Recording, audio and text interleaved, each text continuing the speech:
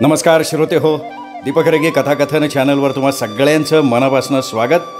मित्रांनो, आज तुम्ही ऐकणार आहात दिलीप नाईक निंबाळकर सरांच्या अंतराळी ह्या कथासंग्रहातली कथा. पण तत्पूर्वी तुम्ही जर आता चॅनलवर पहिल्यांदा आला असाल किंवा अजूनपर्यंत चॅनल सबस्क्राईब केलेलं नसेल तर प्लीज चॅनल सबस्क्राईब करा. शेजारी घंटीचं चिन्ह आहे, बेल आयकन ते प्रेस करा, त्यातला ऑल हा पर्याय निवडा. म्हणजे मी माझ्या चॅनलवर कथा किंवा कादंबरीचा कुठलाही भाग अपलोड केला की ताबडतोब त्याचं नोटिफिकेशन तुम्हाला मिळेल तुमच्या हातातल्या तुमच्या मोबाईलवर.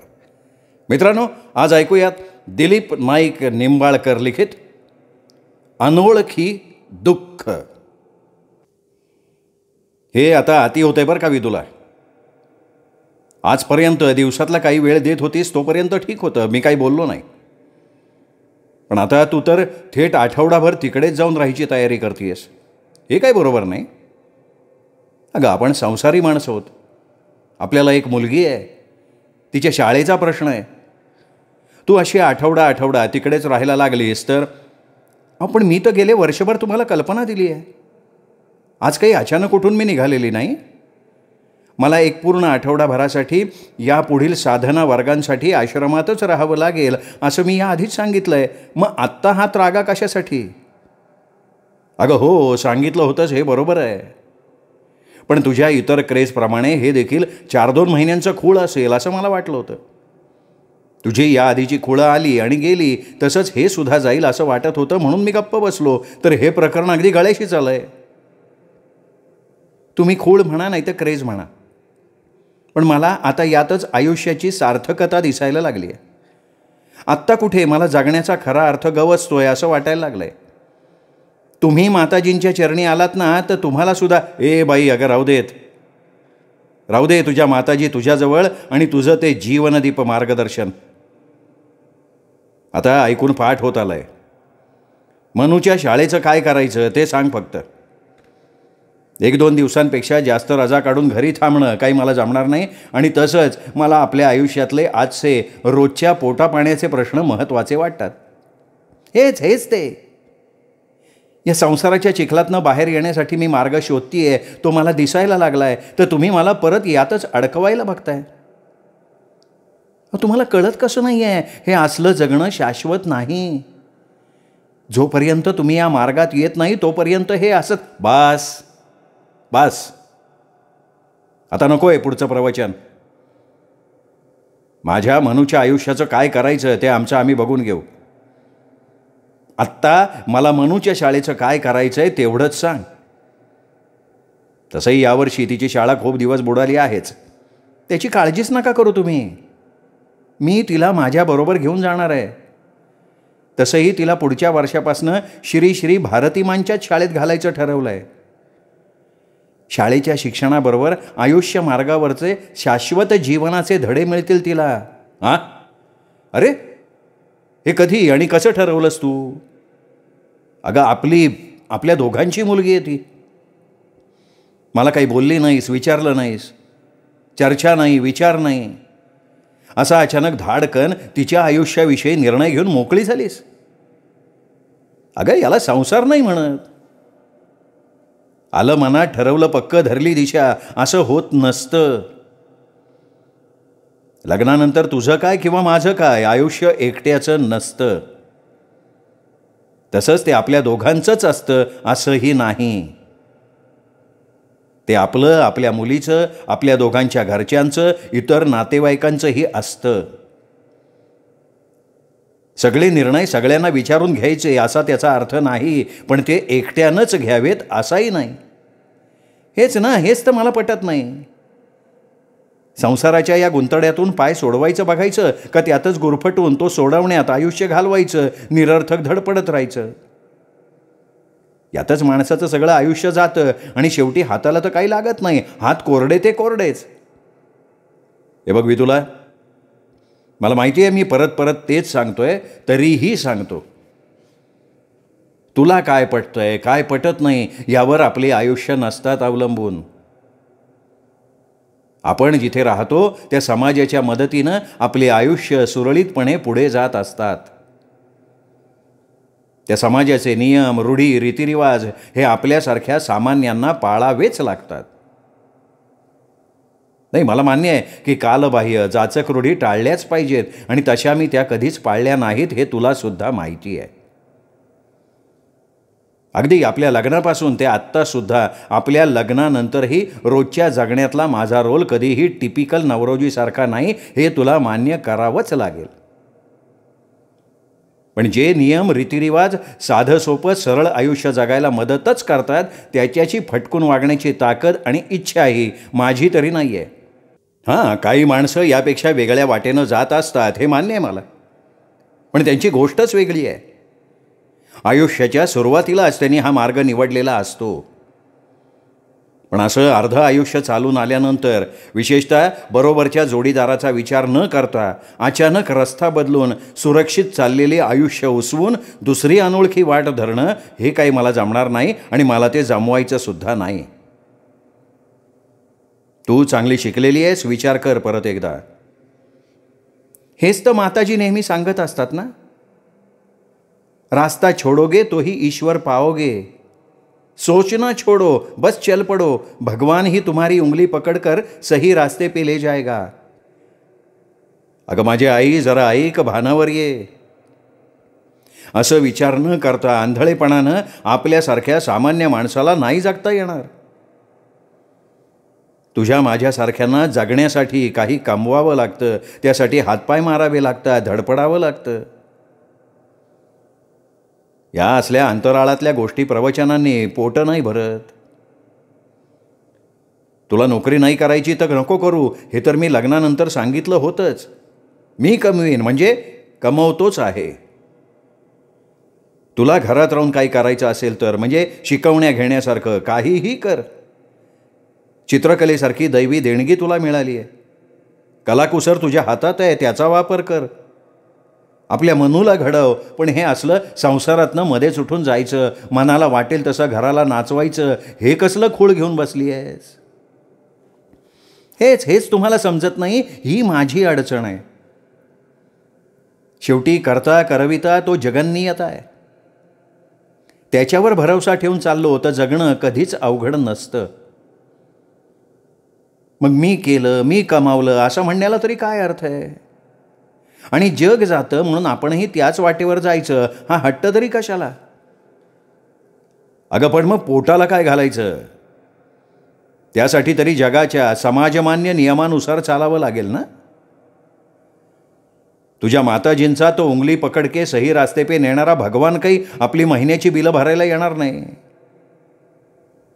त्या माताजींचं भागतंय ग तुमच्यासारख्या भक्तांच्या जीवावर. पण आपलं काय? झालं सुरू तुमचं टवाळखोर बोलणं. यासाठी तर मी तुम्हाला काही सांगणं सोडूनच दिलं आहे.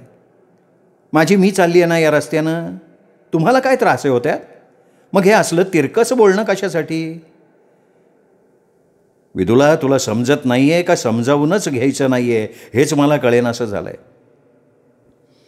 अगं आपले आयुष्य अशी एकट्यानं स्वतंत्र मार्ग निवडून चालण्या इतकी वेगळी नाहीत. ती एकत्र बांधलेली आहेत. आता ती अचानक कशी बदलतील? हेच तर माताजी नेहमी सांगत असतात. आजपर्यंत केलं नाही म्हणून आता करायचं नाही हे बंध कशाला? बदलासाठी काहीतरी कधीतरी धाडस करावंच लागतं. हे दाखवा. म्हणजे अगं पण मग लग्न आधीच करायचं ना ते. त्यावेळी कोणी तुला अडवलं होतं? आता एक मूल झाल्यानंतर ना तिचा ना माझा ना आपल्या 10 वर्षांच्या संसाराचा विचार करता असं अचानक तू उठून जायचं म्हणतेस. मग आम्ही काय करायचं? माताजी फक्त परंपरागत जगण्यातले धोके निरर्थकता दाखवतायत. 2 व्यक्ती म्हणून आपण एकत्र राहू शकतोच की, त्याला कुठे विरोध आहे त्यांचा. पण ए बाई, बस कर तुमचा तो ताई भाऊचा परिपाठ. कांदा लसणापासून मांसाहारापर्यंतची आपल्या संसारातली माताजींच्या लुडबुडीनं आलेली बंधनं खपून घेतलीत ना आजपर्यंत. आता हे नवरा बायको एकत्र राहून संबंध मात्र निसर्ग नियमांच्या विरोधातले पाळत जगणं मला झेपत नाही. माझ्यासारख्या सामान्य माणसाला म्हणजे तुमच्या माताजींच्या भाषेत संसार चिखलात लोळणाऱ्या बुद्धिहीन प्राण्याला हे असलं अनैसर्गिक वागणं राहणं जमणार नाही. राहू दे आम्हाला सामान्यच आहोत असे सुखी आहोत. तुमच्या माताजींचा मुक्तिमार्ग तुम्हालाच लखलाभ.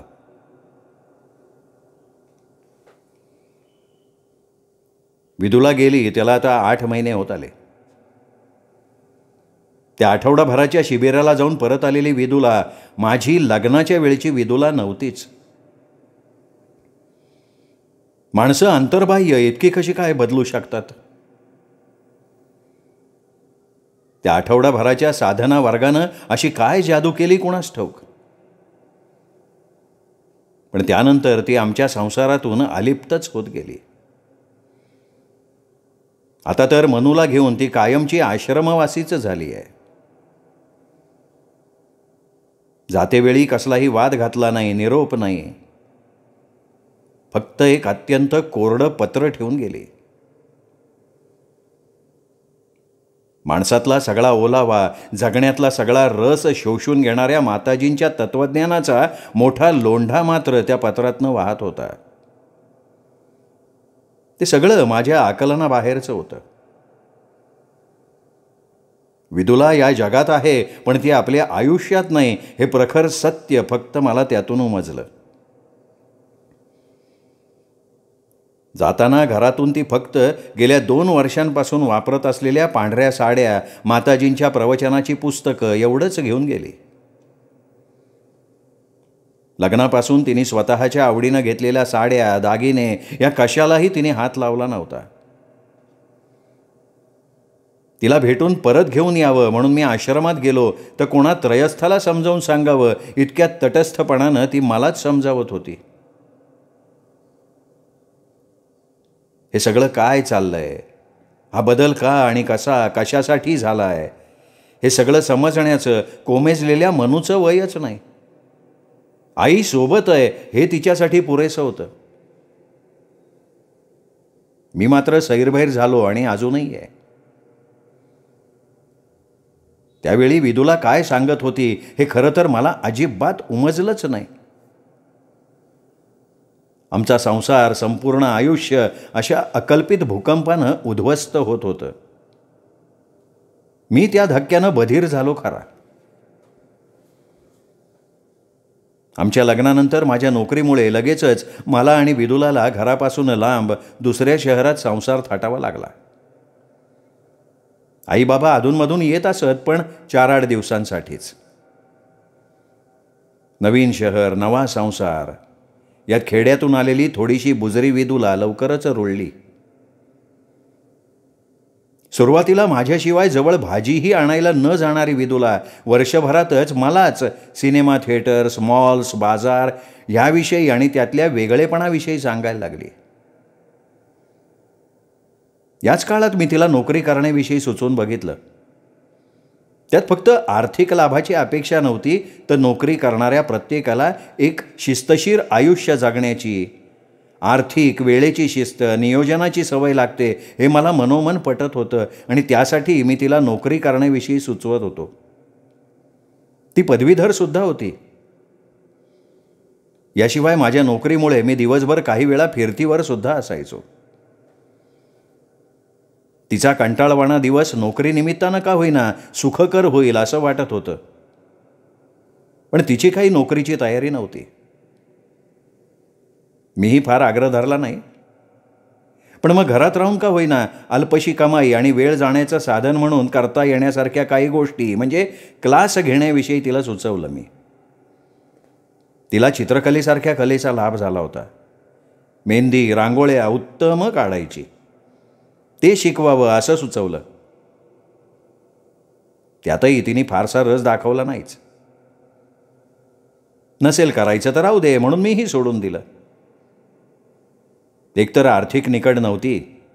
माझी कमाई बऱ्यापैकी आणि वाढती सुद्धा होतीच. शिवाय आज ना उद्या आपलं अपत्य येणारच आहे, त्यासाठी ती पूर्ण वेळ देऊ शकेल असाही विचार होताच. आणि झालंही तसंच. पुढच्याच वर्षी मनूच्या रूपात आमच्या आयुष्यात एक चैतन्य आलं. तिचा जन्म, संगोपन, बालपण या 4 वर्ष भुर्रकन गेली. त्या काळात विदुलाला दिवस अपुरा पडत होता. बोलण्यात, कृतीत एकच एक विषय असायचा, मनू. मनू शाळेत जायला लागली आणि विदुला परत एकदा मोकळी झाली. मनूच्या शाळेची वेळ जशी वाढत गेली तसा विदुलाचा मोकळा वेळसुद्धा वाढत गेला. याच दरम्यान कधीतरी एकदा शेजारणीबरोबर ती श्रीश्री मांच्या आश्रमात आठवड्यातनं 2-3दा जायला लागली. तो आश्रम, त्या माँ यांच्याविषयी वर्तमानपत्रातनं काही वाचनात आलं होतं. त्यांच्या वार्षिक मेळाव्याच्या वेळी शहरातून त्यांच्या निघणाऱ्या मिरवणुकासुद्धा पाहिल्या होत्या. मला तरी ते उच्चभ्रूंचं फॅड वाटत होतं. पण म्हटलं, घरात राहून विदुला कंटाळत असणार, या निमित्तानं तिला घराबाहेर पाडायची संधी मिळतीये. सत्संग घडतोय, वेळ चांगल्या गोष्टीत जातोय, बरंच आहे की ते. पण काही महिन्यातच मी त्या प्रवचनाला कधीही न जाता त्याचे चटके मला बसायला लागले. हे सगळं प्रकरण काही वेगळंच आहे हे ध्यानात येईपर्यंत जरा उशीरच झाला होता, हे मला मान्य करावंच लागेल. हे ध्यानात यायला, जाणवायला लागलं ते स्वयंपाकघरापासून. विदुला उत्तम गृहिणी, सुगरण होती. नवनवीन गोष्टी शिकण्यात तिला रस होता. मनस्वी स्वभावामुळे जे जे करायचं ते उत्कृष्टच असलं पाहिजे हा तिचा आग्रह असायचा. त्यामुळे लग्नानंतर नव्या नव्या रेसिपीज ताटात यायला लागल्या. संसारात सुरुवातीपासूनच पूर्ण स्वातंत्र्य मिळाल्यानं आमचं छोटंसं घर देखील देखणं केलं होतं. येणारे तिच्या हातच्या चवीला, घर सजावटीच्या कलादृष्टीला दाद देऊनच जायचे. स्वयंपाकाविषयी, घरच्या रंगरूपाविषयी, तेच आमच्या खाजगी क्षणांविषयी होतं. एकतर ती कोणाचीही नजर खेचून घेईल इतकी रूपवान होतीच. अत्यंत निरोगी, बांधेसूद, उत्साही होती.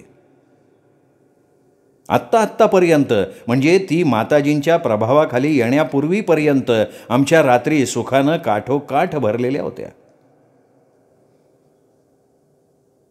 माझा असल्या गोष्टींवर विश्वास नाही तरी म्हणावंसं वाटतं की कोणाची दृष्ट लागली का काय कोणास ठाऊक आमच्या या राजस संसाराला. सुरुवात झाली ती माताजींच्या प्रवचनाला विदुला नियमितपणे जायला लागल्यानंतर. दरवेळी ती तिथे जाऊन आल्यानंतर उत्साहानं खूप काही सांगायची. मला त्यात फारसा रस नसला तरी मी तिचा उत्साहभंग केला नाही. तिचा वेळ जातोय ना, बास एवढाच विचार मी करत होतो. पण रोजच्या स्वयंपाकातील बदलानं मला सुरुवातीला छोटासा धक्का बसला होता. खरं तर ती भूकंपाची सुरुवात आहे हे माझ्या लक्षात यायला पाहिजे होतं, पण तो इशारा मला समजला नाही हेच खरं. माताजी असं म्हणतात, माताजी तसं सांगतात, असं घरात सारखं ऐकायला यायला लागलं. एक दिवशी आमच्या जेवणातनं कांदा, लसूण, मांसाहार कायमचा हद्दपार झाला. सुरुवातीला तुला नसेल खायचं तर नको खाऊ, पण मनूच्या, माझ्या तोंडचं का हे काढून घेतेयस म्हणून वाद घातला. त्यानंतर तिने 2 वेगळे स्वयंपाक काही दिवस केले सुद्धा, पण मग मलाच ते अनिच्छेनं केलेलं जेवण जेवण्यात रस राहिला नाही. चव तर नाहीशीच झाली होती. आयुष्य फक्त खाण्यासाठी नसतं अशी मी स्वतःचीच समजूत काढून गप्प राहिलो. पण माताजींच्या उपदेशाचे डोस मात्र वाढत गेले. ते मात्र उंटावरची शेवटची काडी ठरले. माताजींच्या पूर्ण प्रभावाखाली गेलेल्या विदुलानं एके रात्री मला स्पष्टपणे सांगितलं,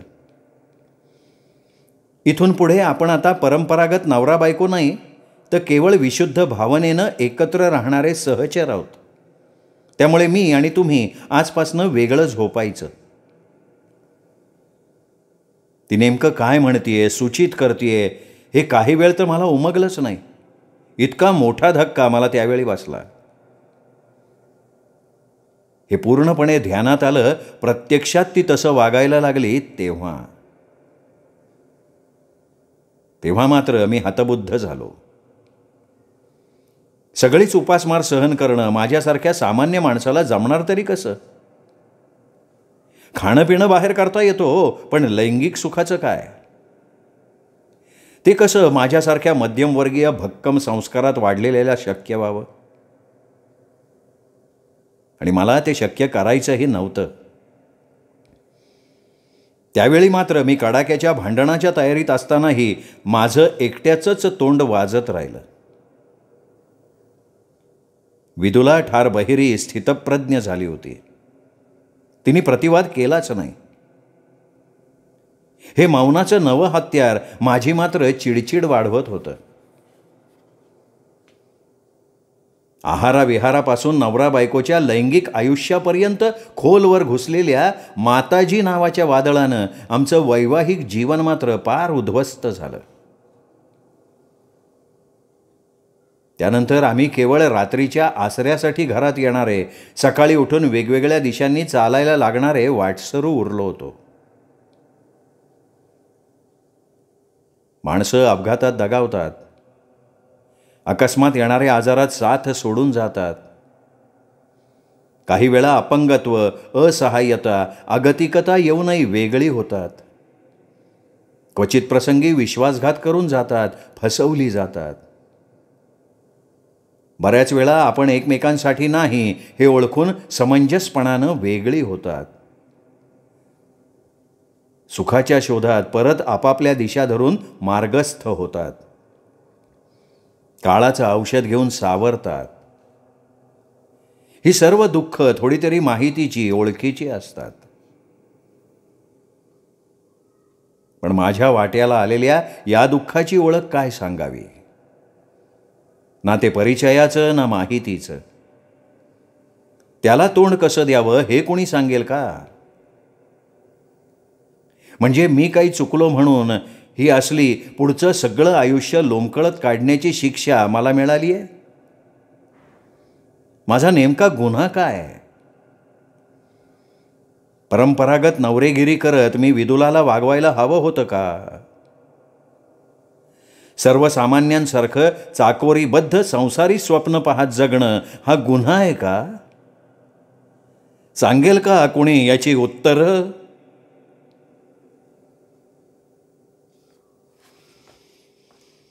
श्रोते हो, दिलीप नाईक निंबाळकरांची अनोळखी दुःख ही कथा आपण आता ऐकलीत. ही कथा कशी वाटली हे कमेंटमध्ये जरूर लिहून कळवा. आपल्या चॅनलवर दिलीप नाईक निंबाळकर सरांची ही पहिलीच कथा होती, त्याबद्दलही कमेंट लिहा. पुन्हा भेटूयात मित्रांनो सरांच्या वेगळ्या कथेसह पुन्हा. तोपर्यंत नमस्कार मित्रो.